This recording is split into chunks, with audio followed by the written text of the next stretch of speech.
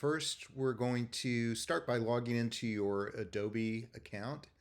And from there, you're going to want to generate an API key that you can put into the Logic plugin. So let's go from my account.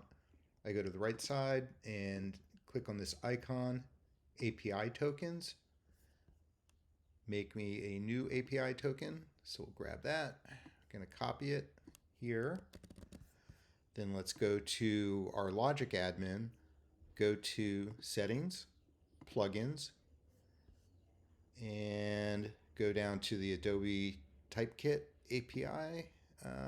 We'll enable this and put in our new API token. Save that.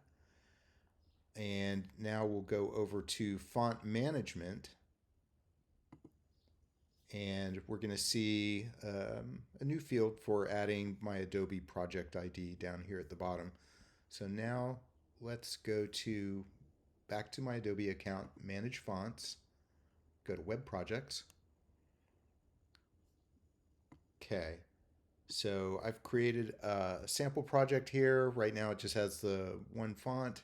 So actually, if I wanted to add more fonts to that family, let's just pick out another one. Go here, click on this code link, and add it to my sample project. Save that. Done. Okay. Let's go back to Web Projects. And now I'm going to grab my project ID, copy this, and here in the Adobe Project ID field in Logic, we'll paste that, save.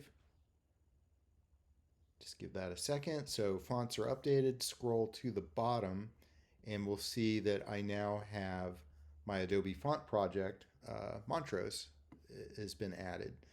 So I can delete this project if it's no longer needed. And as you can see, you can have multiple font projects that are active on the site.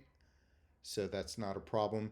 If you do add more fonts to a project on the Adobe side, it's not going to automatically update on Logic. So what you're going to need to do, if you've edited your project, your web project, is to take that project ID, return to the font management page on Logic, just paste it in again, and resave, and it will update the fonts. It's not going to add another set. It'll just update the one that you have.